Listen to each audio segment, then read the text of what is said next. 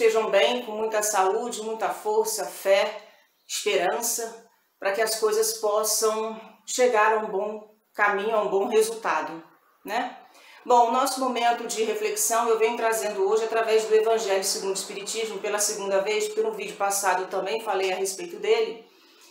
E aí, como eu faço um culto no lar, né? E aí, nesse culto no lar caiu na página aqui que fala sobre a fé, a mãe da esperança e da caridade, eu vou falar um pouco do que eu entendi a respeito disso, né? Obviamente, a minha palavra não é a 100% correta, a unânime, obviamente, dá aí a liberdade para que todos possam, quem quiser, pesquisar e fazer e ter a sua própria linha de raciocínio, o seu próprio conceito, ok? E aí, quando ele fala da fé, a fé é a mãe. E eu simbolizei a fé como se fosse um tronco de árvore, onde os seus galhos, né, é a esperança, a caridade, o amor, etc, etc, né? Quando a gente fala de mãe, porque ela é o esteio do lar, né? E através dela, todos os seus filhos estão ao seu redor. E aí, quando o Evangelho fala da fé, ele não está falando da fé que você tem que ter fé no Espiritismo, ou fé na Umbanda, ou fé no Candomblé, ou fé no catolicismo, ou fé no Evangelho, né? Ele não está falando disso, né? Que você tem que estigmatizar somente a minha religião. Não, ele está falando de um âmbito geral, até mesmo para aqueles que não têm fé e não seguem nenhum tipo de religião.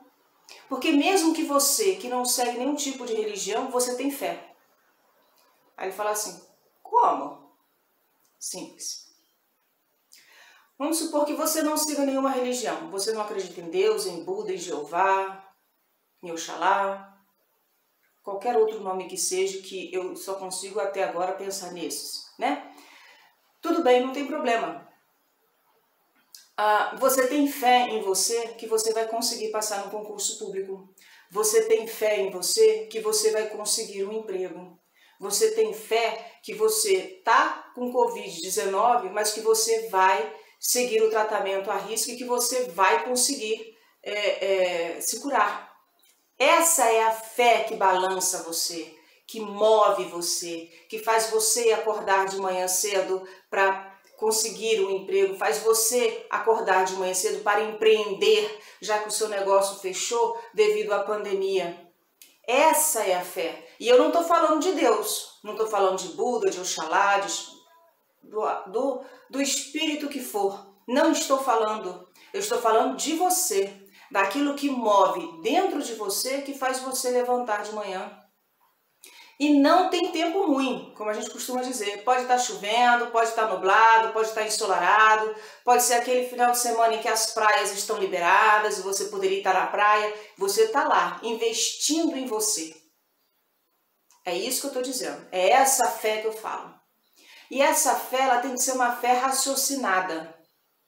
Essa tem que ser uma fé em que no momento em que você coloca aquilo que você entende, né, expõe aquilo que você entende, conversando com algumas pessoas, né, e ao expor isso, eu não estou expondo de maneira a lhe ofender, a lhe colocar em xeque aquilo que significa fé para você, a colocar em xeque a sua crença. Não, de forma alguma. Né? Eu apenas exponho o meu ponto de vista de maneira muito educada, onde aquilo que eu exponho é aquilo que sai de dentro de mim, é aquilo que sai da minha alma. Alguns costumam dizer que a boca fala aquilo que o coração está lotado, está cheio, né? Então, se for dessa forma, você vai falar aquilo que o seu coração está pedindo, está querendo colocar para fora. É essa forma que eu digo de fé. Por quê? Porque quando você coloca a fé única e exclusivamente para fora, vai lá e pronto, coloca. O que significa esse coloca para fora? É simplesmente aquele sino que você escuta, mas ele só emite aquele som e nada mais. Não tem profundidade. Essa é a diferença. Ele não tem profundidade. Às vezes eu vejo pessoas, né, em alguns lugares, falando de religião e falando no meio da rua e gritando, esbravejando e falando que Deus te ama, que não sei o quê. E um fato muito curioso que aconteceu comigo foi que eu estava num ponto de ônibus e eu não me lembro se era no Rio de Janeiro ou se era em outra cidade. E eu estava num ponto de ônibus esperando, mas tinha várias pessoas. E aí eu estava muito cansada naquele dia. Eu me lembro que eu estava muito cansada. Foi no Rio de Janeiro, que eu tinha saído da faculdade, não sei o que, eu estava mega cansada.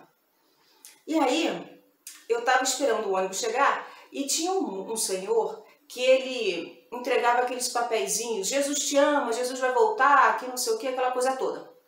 E eu me lembro que como eu estava no meu nível já de tolerância zero, eu virei para o moço e disse assim, Senhor, obrigada, mas eu não quero não. Porque eu sabia que eu não ia ler aquele papel. No cansaço que eu estava, eu não ia ler. Aí, aquele senhor virou para mim e falou assim, por isso que Deus te castiga, por isso que Deus não te ama, porque você não aceita Ele. Dorme com um barulho desse. Eu já estava tão cansada que eu nem me dei o trabalho de responder. Também porque eu percebi que Ele é um Senhor.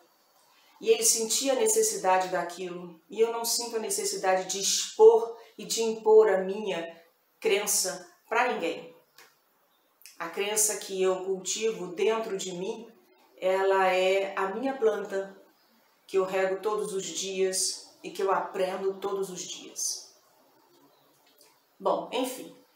E aí eu percebi que uma das palavras, uma das frases que tem no Evangelho, que ele diz assim, não admitais a fé sem controle, filha cega da cegueira. É quando a pessoa quer impor uma religião, quer impor que a minha é melhor que a sua, quer impor que a minha faz mais coisas que a sua, que a minha faz mais trabalhos voluntários e que a sua nem sequer trabalho voluntário faz. Quando o nível de conversa chega a esse ponto, não cabe você discutir, cabe você silenciar. Porque ali encontra-se a ignorância. E a ignorância que eu estou falando é falta de conhecimento. Não é a ignorância da pessoa ser ignorante, o modo de ser. Não, é a falta de conhecimento. E aí ele fala, amai a Deus, mas sabei por que o amais. Às vezes nós temos fé e a gente não sabe por que a gente tem fé. Aí eu acredito em Deus. Mas eu acredito por quê? Essas perguntas, muitas vezes, elas são necessárias para serem respondidas, para que a gente não seja colocado, e aí, com perdão da palavra, da forma como eu vou falar, que a gente não seja colocado ou não seja manuseado, é a melhor palavra, como massa de manobra. Quando você tem fé e você sabe por que você tem fé, seja em quem for, ou seja, em nenhum, em ninguém, não importa. Quando você tem a fé e você sabe por que você ama a Deus, por que você ama Jeová, por que você ama Buda, por que você ama Oxalá, não importa. Esta fé que ela começa a criar raiz dentro de você. E essa raiz é a profundidade, que ela faz com que você não precise verbalizar como se fosse a única religião e compreende que todas as demais religiões são importantes para a nossa sociedade.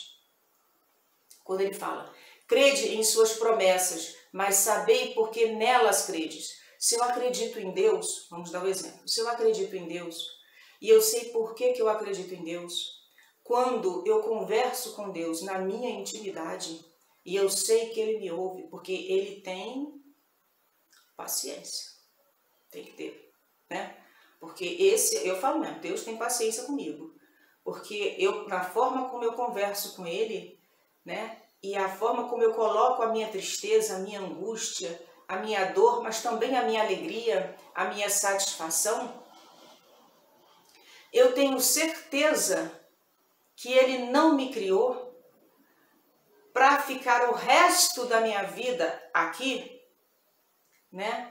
em uma situação deplorável ou uma situação difícil, O sol, ele brilha para todos, indistintamente. Todo dia o sol nasce, toda manhã o sol nasce. Ele não nasce porque você acordou. Ele nasce porque ele tem o papel dele de cumprir. ele nasce para você que tem o direito de ir e vir tranquilamente. Mesmo durante a pandemia, algumas cidades já estão lá com as suas regras bem mais flexíveis. Mas ele também nasce para aquele que está na penitenciária, porque ele tem as horas de sol dele. Então nasce para ele também que está na penitenciária. Nasce para todo mundo. Nasce para aquele que está no hospital e aquele que está saindo do hospital. Nasce para aquele que está preso e aquele que está deixando a carceragem hoje. Está começando a respirar, a sentir o que é a liberdade de ir e vir. Que cumpriu aquilo que a sociedade, o Estado impôs a ele como pena. E agora ele vai recomeçar a sua vida. Correto? Para todo mundo. Então, se isso é indistintamente, ou seja, se o sol nasce, mesmo que você não queira, como é que você não acredita em alguma coisa que você está vendo todo dia aquilo acontecer? Eu não acredito no sol, mas todo dia tu abre a janela, tu está vendo o sol. Para não acreditar, você tem que ter um argumento plausível. É isso que ele coloca aqui. Porque é como a fé. Para você ter fé, você não adianta impor, mas você também tem que saber por que você tem, para você não ser colocado como massa de manobra. Interessante se faz o estudo do Evangelho, ou como de qualquer outro da Bíblia, do Testamento, do Novo Testamento, do Antigo Testamento, não importa, de qualquer livro religioso que seja, que demonstre para você um significado, uma importância, é muito importante, vou ser redundante, muito importante que a gente estude, que faça a leitura e que tire as próprias conclusões. Sabe por quê? Para que a gente evite ser massa de manobra. Nós somos um povo livre, mas encarcerado.